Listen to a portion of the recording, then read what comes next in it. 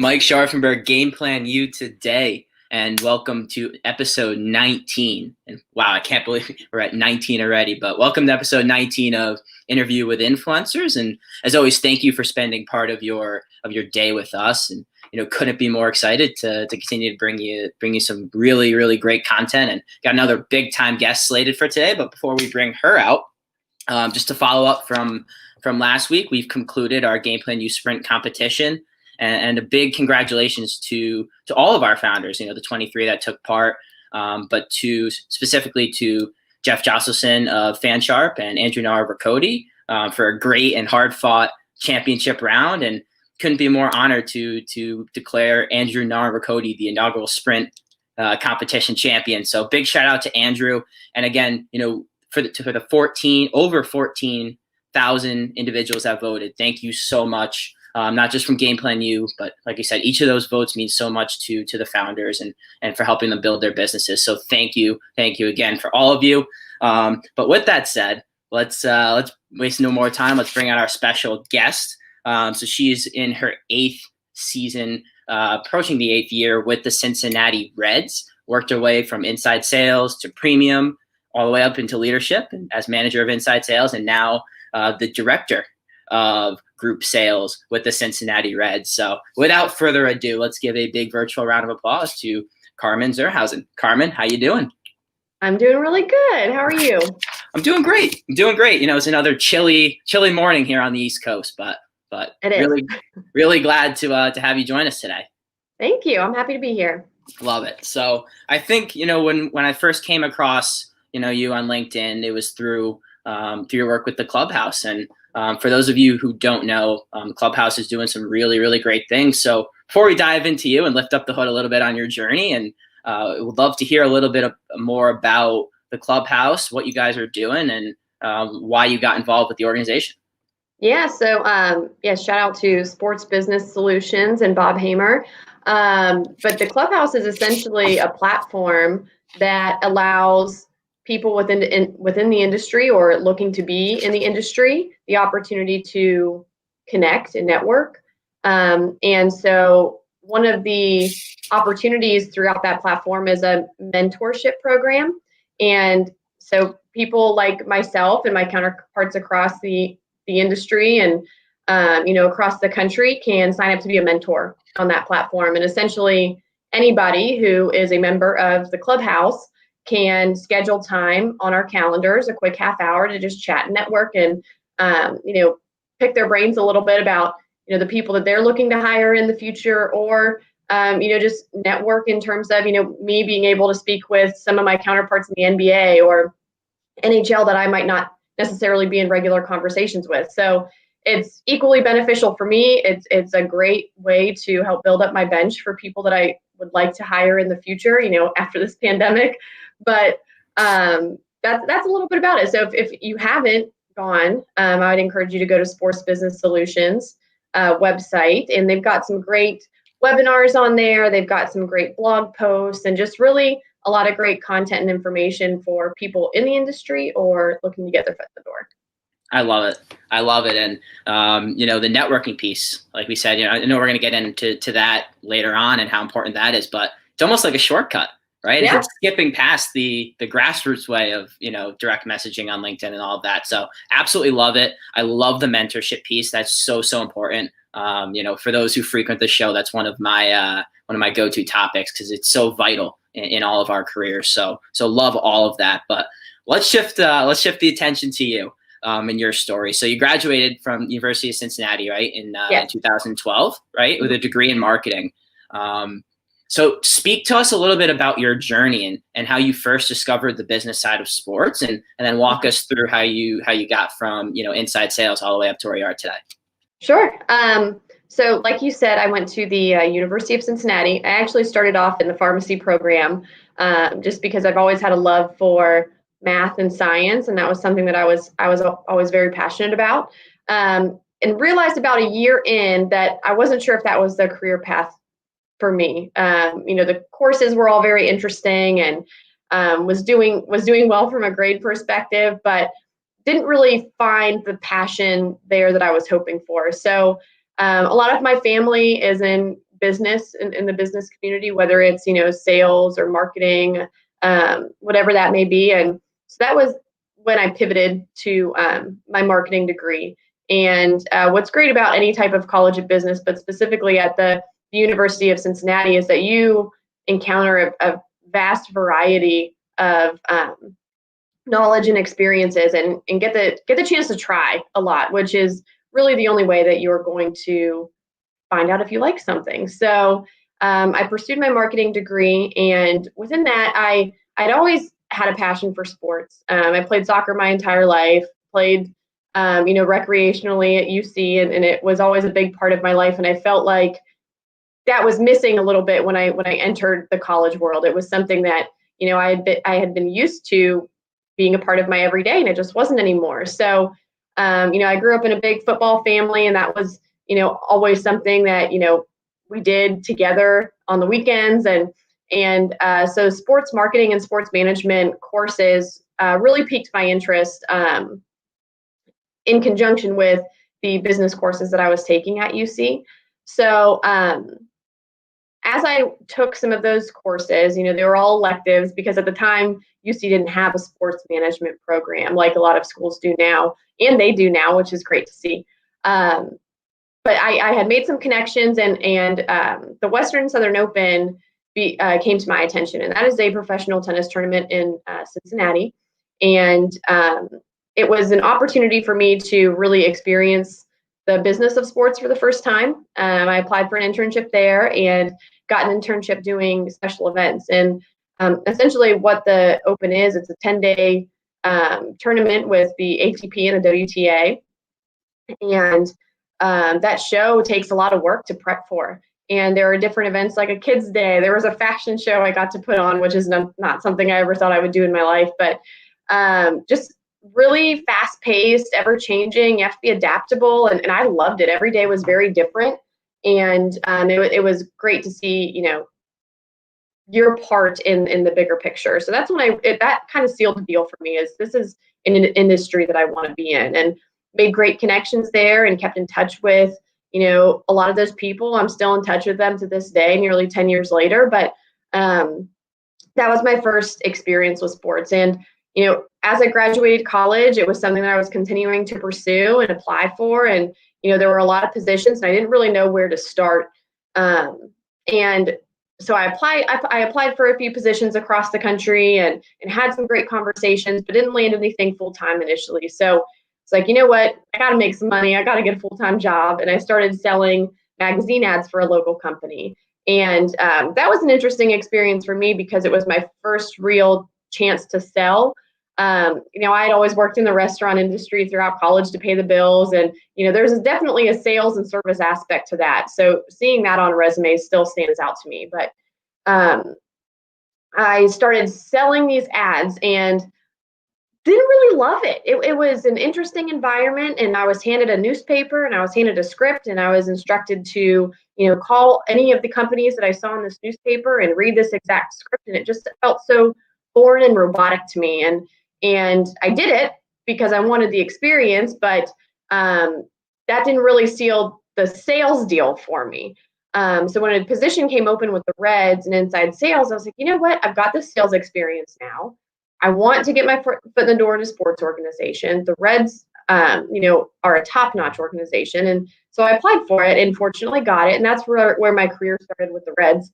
And selling tickets was so much more for me than selling magazine ads. And I think what really drew me to that was the idea of selling the experience, over a product necessarily. Obviously, you have a product on the field, but if we can provide you a great experience at the ballpark, no matter what, you should walk away with a smile on your face and a happy customer. So started with inside sales, and as the organization shuffled around a little bit and positions became available, I landed a spot with the premium sales team. I was actually applying for a group sales role, but landed a spot with the premium sales team, and really fell in love with selling B2B and selling to companies, because what made sense to me was being able to identify the needs that they have as a company and talk about all of the great different products that we have at Great American Ballpark, that can accommodate those needs. So it made sense to me. I was able to get face to face with people and have those open and honest conversations about,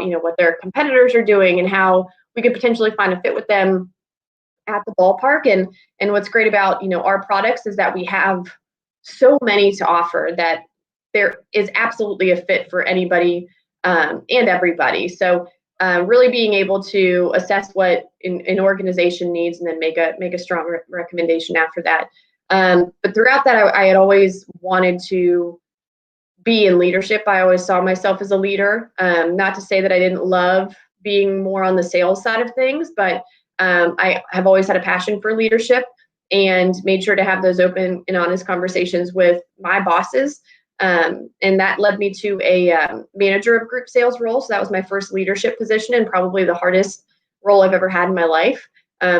So much learning and growing and adapting and figuring things out on the fly. And then that eventually turned into the director role that I'm in right now. So been with the Reds for a little over 8 years, started in inside sales, now the director of group sales, and really appreciate the journey and everything I've learned along the way. I love it. A couple things to break down, and it's funny, my start and where I found my passion for sales and helping people was through selling gym memberships. And I had no idea getting the job, that I'd love sales, but it just you kind of figure that out, similar to you, lifelong athlete. And same with your magazine role, right? You didn't know you were going to fall in love with sales. You realize that's not what you want to do, but you loved helping people, right? So I love that. And then in terms, I think, there's a big misconception of sales and sales professionals nowadays, right? That we're just trying to sell you things and take your money. And that's not it at all. We're here to build a genuine relationship and help you solve a problem, whether you're a family of four trying to get out to, 10, 15, 20 Reds games a year, or you're a business trying to close a deal. Like, that's why we're here, is to help you. If it's not a fit, at least you got a friend at the ballpark, right? And exactly. Maybe a fit down the line. So I absolutely love that. And in terms of skills that you feel help get you to where you are today from a sales standpoint, can you elaborate on those a little bit? Yeah. So for skills, there are a few that stood out to me when I was looking over this question. And I think one of the biggest to be successful in sales and in any role really is being self-motivated. I didn't want my bosses ever to have to come and tell me that I wasn't working hard enough or wasn't getting the job done or meeting expectations. And, so I think being somebody who's self-motivated and who is driven to be successful is extremely important. And with that comes, being trustworthy and reliable. I think trustworthiness, and that's a two-way street when, from a leader's perspective to someone on their team, not only do I want them to trust that I always have their best interests at heart, but I also want to be able to trust that they're doing everything we need to be done. And we're going after the same goals. And so that's where the reliability piece comes into play, because sales is a numbers game. And if you're not making the calls, if you're not setting the appointments, you're not going to bring in any revenue.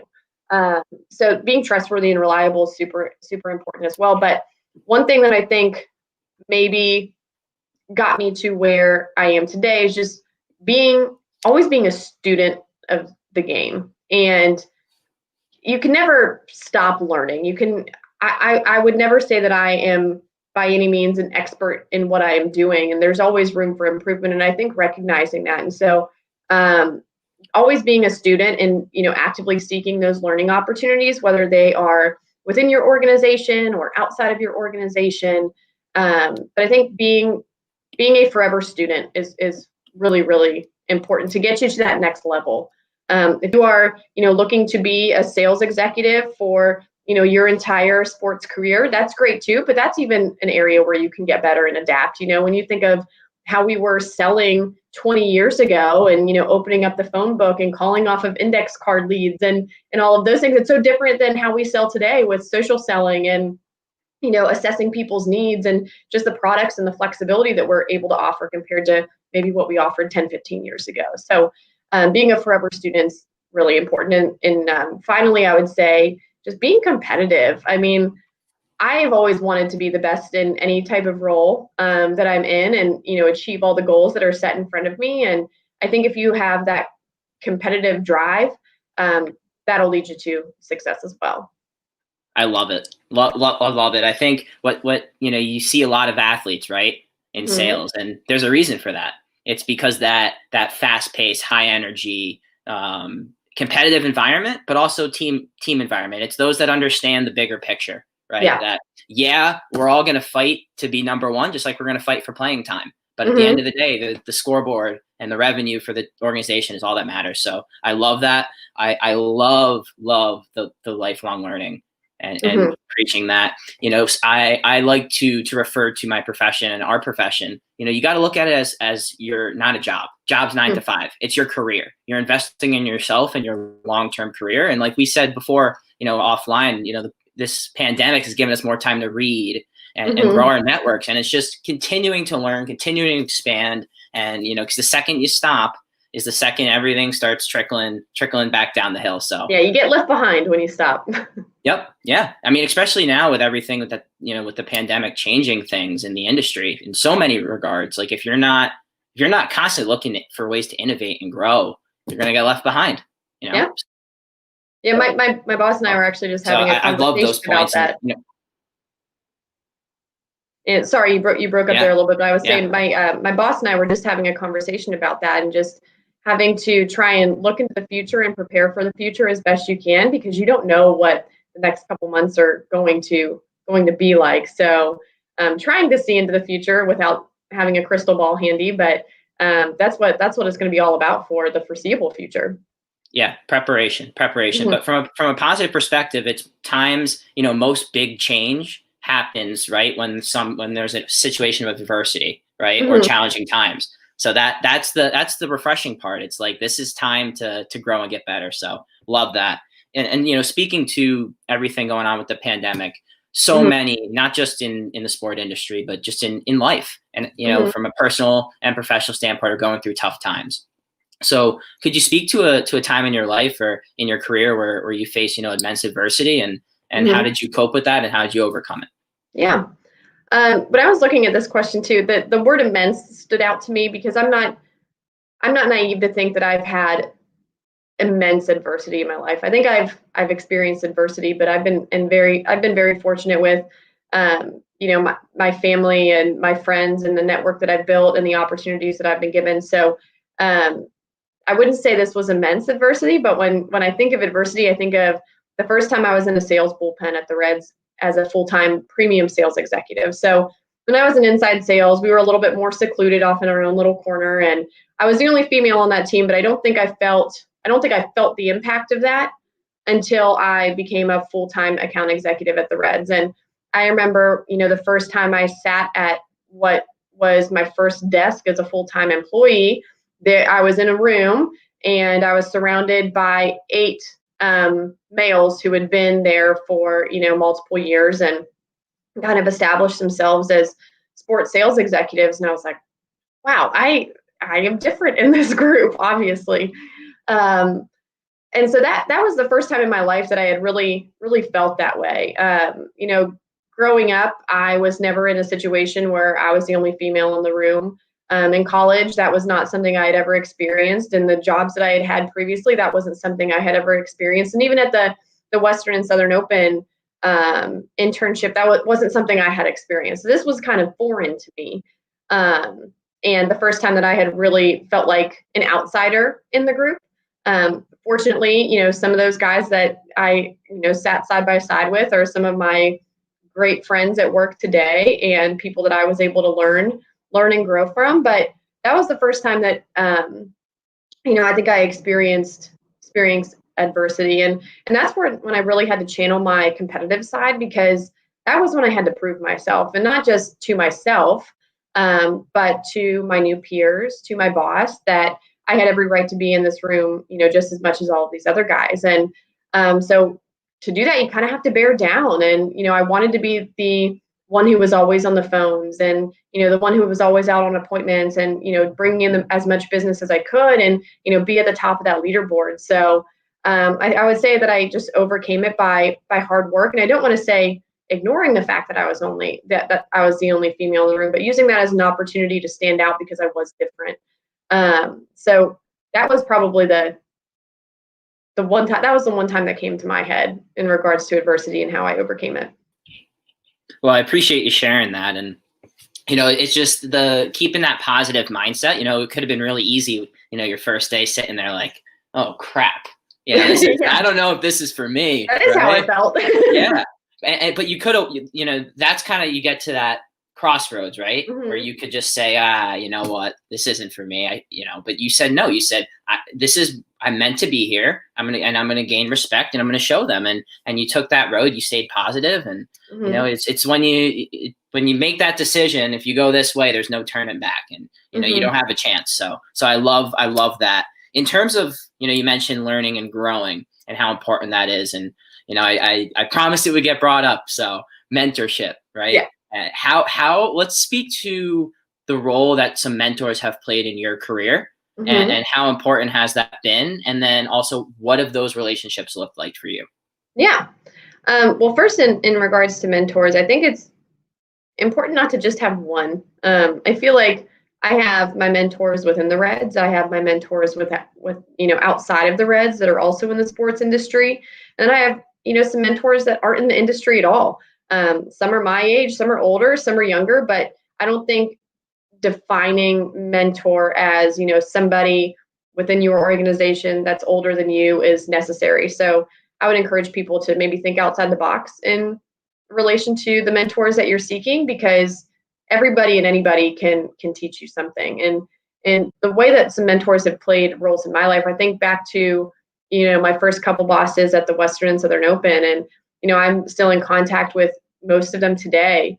And thinking of those people as people that I can bounce ideas off of is really invaluable, because they've either walked in my shoes or something very similar to what I've been going through. So, the mentors that I've had, for my entire career are still people that I talk to today and catch up with. And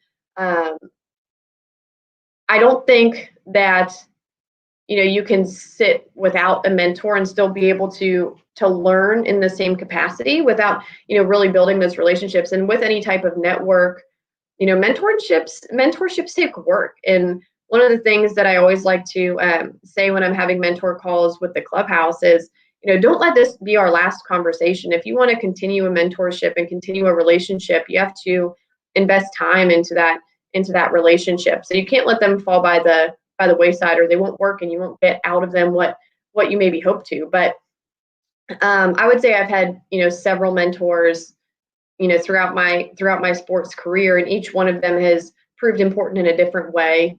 But I think it's absolutely invaluable to have them and to not be afraid to ask them questions. I've been in positions. I remember sitting in my car when I was with the Reds and I had another job opportunity, and that hadn't happened to me before. Now, it wasn't to say that I wasn't comfortable at the Reds. I was loving my time at the Reds, but something else had been presented to me, and that wasn't something I had experienced before. So I texted my first boss from the Western and Southern Open, and we set up a quick phone call, and I was like, Vince, I don't know what to do. I feel like I'm being deceitful. I feel like, this isn't something I should be doing. How should I talk to my boss about this?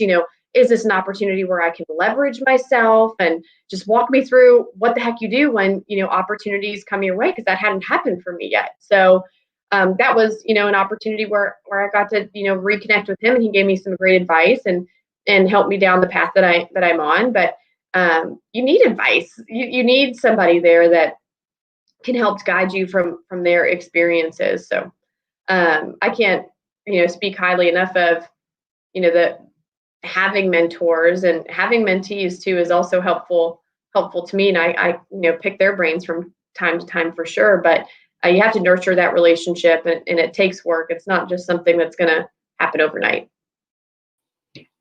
Love it. I love it. It does take work on both ends. And, especially coming in as the mentee, like you gotta take the extra steps in a lot of cases, right?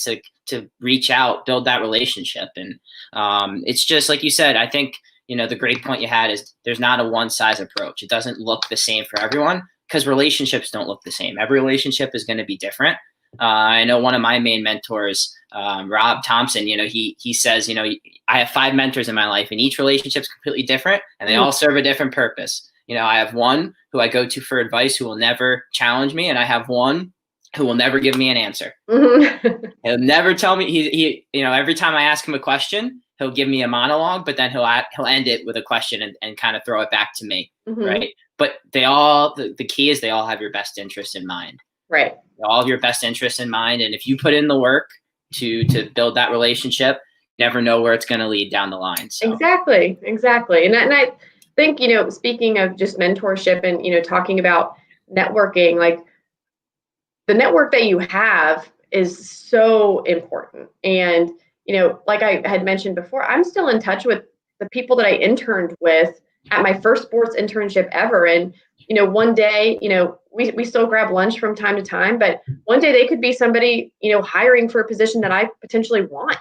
And so I think not looking at your network, just as people that, might be, interested in hiring you one day, but the people that you're working side by side with, that's just as important to build those relationships and maintain those relationships throughout your career. Yeah. It's important. Just don't have an agenda. Be genuine. Build those genuine relationships. And at the end of the day, we're all in this together, and you never know where it'll lead. So I love that. In terms of management, let's dive into that a little bit more. And I know we hit on it a little bit earlier. But speak to, the young account executive right now who's been in the industry, 2-3 years in that role and is looking to take that jump, into an inside sales manager or into a different leadership position. What's some of the advice that you would give to them for things that they could be doing in that AE role to help prep them for management? Yeah. Well, I think, like I was saying before, always be a student, whether that's, meeting with people inside your organization, but always be open to learning. And what comes with that is, being coachable as well. I think about different leadership courses that I've taken, and you learn a lot about yourself and being very reflective on how you are as a person, and maybe even taking some assessments of yourself, but really taking the time to understand you is important. But one of the things that is also very important when you are looking for those leadership opportunities is to almost speak it into existence, right? You have to make sure that your manager knows that you want to be a manager or in a leadership position.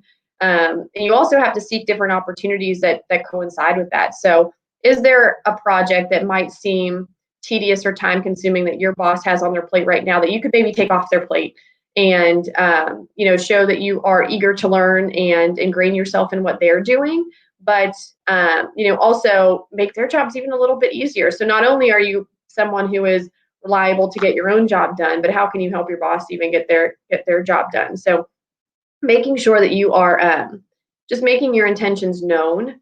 And if leadership and management is something that you see yourself in down the line, start having those conversations now. Start having those conversations with your boss. Start having those conversations with your boss's boss, and pick their brains and ask the hard questions. Like, what do I need to be doing now to set myself up to be in XYZ role? Your example, an inside sales manager in the next year.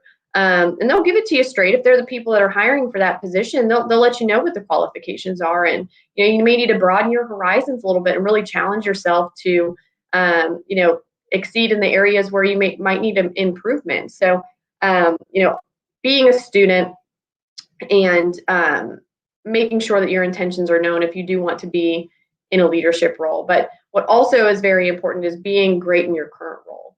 If I have the opportunity to hire a group sales manager, I'm not going to look twice at the person who isn't achieving the results that we set together or the goals that we set out to achieve. I'm going to look at the high achievers and who are the people who I know are going to be great examples for the people that they lead in the future as well. So you have to be setting a great example in your current role, or you'll never be looked at for that next leadership role. So being a master at what you're doing right now, but also seeking those different opportunities and really putting yourself out there to see how you can help and what you need to do and prepare yourself for that role whenever it should open up, because timing is always uncertain. When I became a director, I had only been a manager and in a leadership role for about a year. And when that director role became available and I was offered the job, I was like, what, am I ready for this? Like, I don't feel like this is the right time, but sometimes you have to take those leaps of faith and really challenge yourself and understand that you're going to trip along the way. But, it takes, when you take on a new role, you're going to use that first year to learn and to grow and to really ingrain yourself in whatever opportunity is that you find yourself in. So don't be afraid of the challenge. Don't back away from it, and understand that, timing isn't anything that you can control. So you need to be ready all the time so that, when an opportunity does become available, you are the right person for the job, and the people who are hiring for that position already know that. Wow, so much to unpack there. I love it. I love it. I mean, the first thing is, you don't get if you don't ask, right? Right. Like you got to if you want something, the person can't read your mind. No. You got to make it known. So I love that. I love the failure piece too, and the mistakes. I hate the word failure, because I don't look at failure as failure. I look at it as a mini success, because you learn what not to do. Well, if you're analyzing the situation, you'll learn how to get better and you grow. If you're not putting yourself out there and failing, you're never going to get any better. Mm-hmm. So I love that point. And, being the master of your current role, I love that as well, because if you're going to get promoted into a management role and manage people, right, they're not going to listen to you. Why should I make, 60 to 100 calls a day? You only made 40. Right. Like if you're not going to walk in their shoes, they're not going to listen to you. Mm-hmm. So I love that point. And so pivoting now to career seekers, to the heart of the podcast, as someone who's been in a position to hire from all different levels, right? Mm-hmm. Down the line, what are some of the personality traits and skills that you look for in potential reps? Sure. So I would say, from a personality trait standpoint, I'll get to that in a second, because the first thing that I'm ever going to see is your resume. We post all of our jobs on Teamwork Online, and as I'm sorting through resumes, there are a few things that stand out to me for, good and for bad.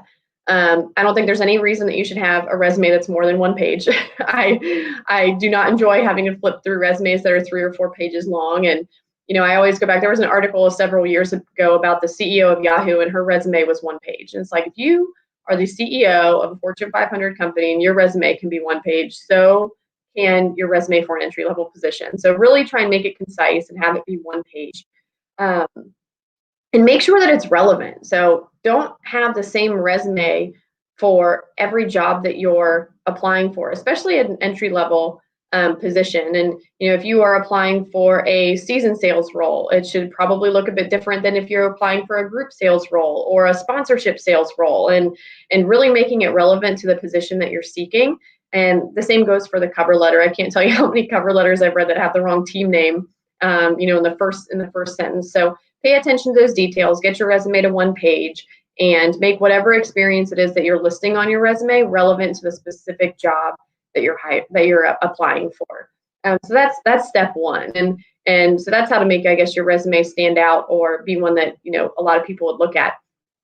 And outside of that, from a personality trait standpoint, and if I'm looking for somebody to succeed in a sales role, they have to be able to have a conversation. So being somebody that I can sit and have a conversation with and learn from, and not feel awkward because they're answering in 1-word sentences, or maybe babbling too much. I have been bad at that at resumes, where I go off, or in interviews where I go off on a tangent and I don't know where to stop. But having a clear ending to your thought, I think, is also important. But just being somebody that is personable, that can give me examples of times where they've really worked hard, and tell me some stories about some previous experiences that they have had that make them a good fit for this position. I think a lot of people can talk a big game and say the right things, but give me some hard, concrete examples about times where you have implemented something new. That's huge. Tell me about a time that you implemented something new and made the organization that you were in more successful because you were there.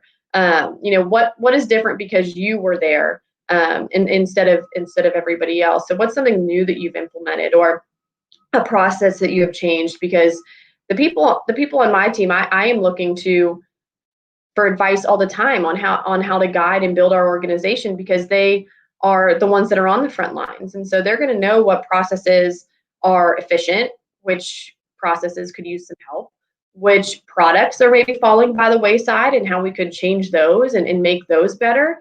So anything that you can do to talk to me about a process that you improved or something new that you implemented really stands out to me. And just understanding too that everybody is after the same goal. The people that I talk to are always after the same role, but just trying to set yourself apart in those conversations and show me how you're going to be coachable, show me how you're going to be adaptable, and be the hardest worker in the room.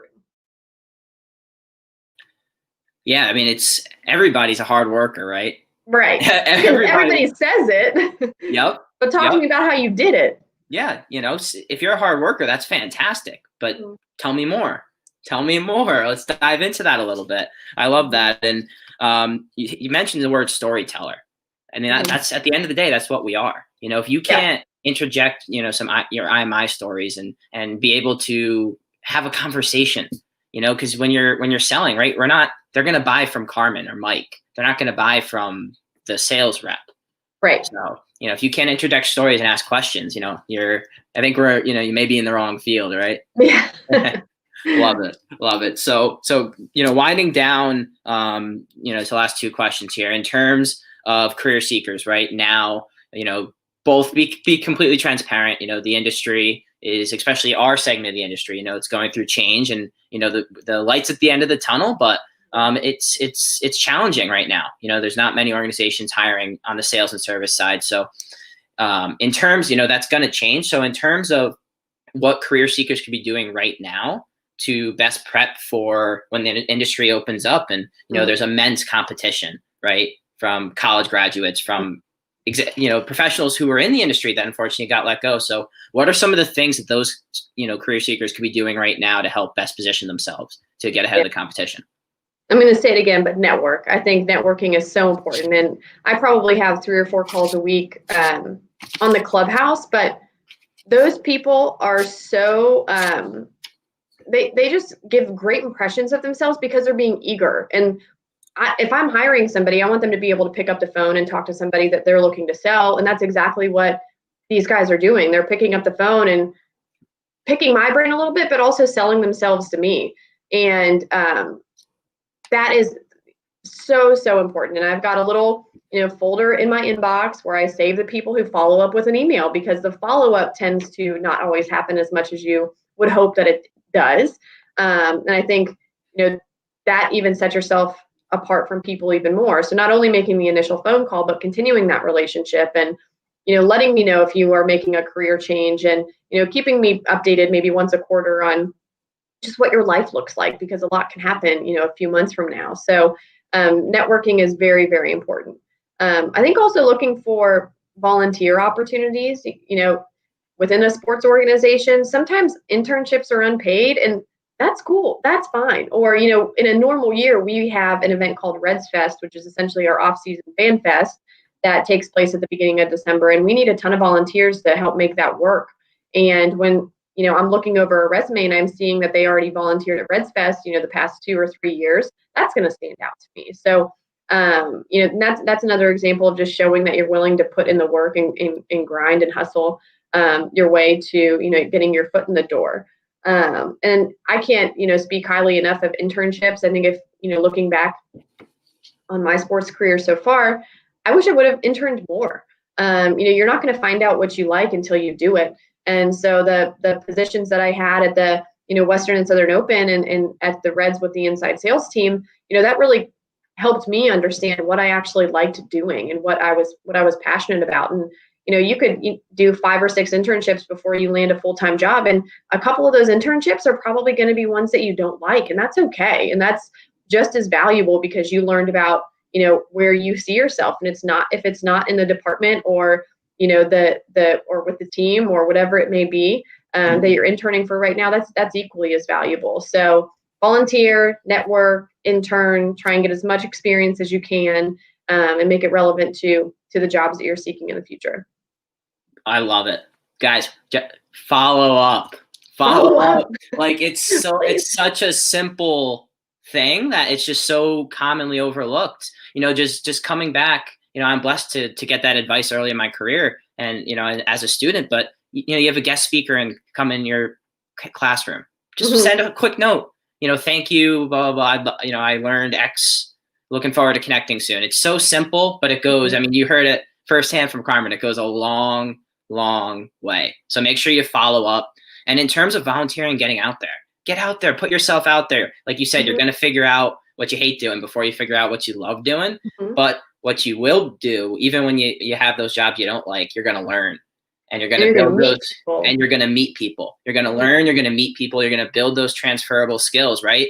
Like you did with working in the magazine, magazine and ad sales, and me at the gym. It's the same concept of those transferable skills that you can speak to in an interview. So exactly. I love it. Carmen, thank you so much for your time. We really appreciate it. I want to end with one final question. It's a fun one. Okay. And I didn't share it with you beforehand on purpose. I want to get an organic answer here. So if in your life, and this could be professional or personal, what is one or two things that you would recommend others do or experience that you've experienced in the past, and why? That's a good one. What are some things that I've experienced that I would ask others to experience? I think, I mean, I can point back to my internships. This is a really tough question. You're putting me on the spot here. Testing the skills. Yeah, I can. Okay, so one of the things that I think really got me to be the independent version of myself that I am right now is moving away from home. That was something that I did my freshman year of college. I moved 5 hours away without a car, so I couldn't go home if I wanted to. But had to find a job, got a job off campus that I could walk to. But I think as somebody who is seeking to grow themselves as a person, I think being away and getting yourself out of your comfort zone is really, really important. So I moved away from home right after high school, and fortunately landed myself in Cincinnati and ended up falling in love with the city. But I came from a very small town and was very overwhelmed originally, and that forced me to grow as a person. So I think moving somewhere, whether it's for a job or, for college or whatever that may be, and taking that risk and trying something new to just expand your environment is really important. And it's probably been a critical part of shaping who I am today and where I am.